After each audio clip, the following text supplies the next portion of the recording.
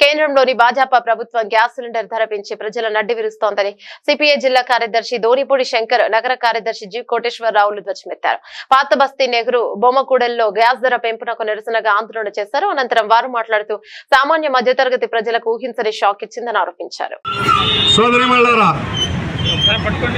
ఈ రోజున కేంద్రంలోని బీజేపీ ప్రభుత్వం ప్రజల పైన గ్యాస్ గుదిబండ వేసింది. సాధారణంగా ధరల పెంపంటే ₹1, ₹2 ఉంటుంది.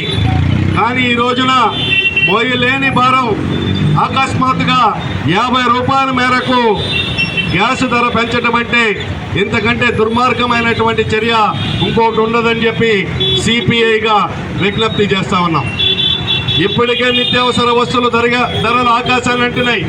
కందిపప్పు, మినపప్పు, బియ్యము, అలాగే అన్ని రకాలైనటువంటి నిత్యావసర వస్తువులు కేంద్రంలో బీజేపీ ప్రభుత్వం వచ్చినాక ఆకాశాన్ని అంటున్నాయి.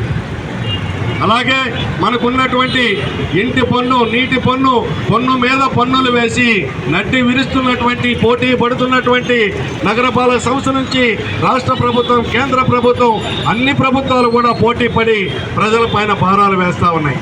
నిన్నగాక మొన్న పాల ధరలు లీటర్కి ₹2 పెంచారు. మేము అడుగుతూ ఉన్నాం, మరి ఎన్నికల ముందు ప్రజల పైన ఏ రకమైనటువంటి భారాలను మోపమని చెప్పినటువంటి కూటమి ప్రభుత్వం నిద్రపోతుందా అని చెప్పి అడుగుతా ఉన్నాం. గత ప్రభుత్వంలో రకరకాలైనటువంటి పన్నులు పెంచినప్పుడు వారు చెప్పారు బాధుడు అని చెప్పినటువంటి చంద్రబాబు నాయుడు గారు ఏమైపోయారు అని చెప్పి ఇవాళ అడుగుతా ఉన్నాం. ప్రశ్నించేటటువంటి పవన్ కళ్యాణ్ ₹50 పంచడం సరైంది కాదని చెప్పి ప్రశ్నించడానికి నువ్వు సిద్ధంగా ఉన్నావా అని చెప్పి మేము అడుగుతా ఉన్నాం. కాబట్టి ఎన్నికల సమయంలో ఒకటి, ఎన్నికల తర్వాత ఇంకొకటి నాటకాలాడేటటువంటి కూటమి నాయకుల యొక్క నిజ స్వరూపాన్ని ప్రజలు గమనించమని చెప్పి ఈ సందర్భంగా విజ్ఞప్తి చేస్తూ ఉన్నాం. ఒకసారి 11 నెలల్లోనే మరొకసారి పెంచారు. ఈ రోజున ₹50. మనం చూసినట్లయితే ఒక మైండ్ గేమ్ ఆడుతూ ఉన్నది కేంద్ర బీజేపీ ప్రభుత్వం.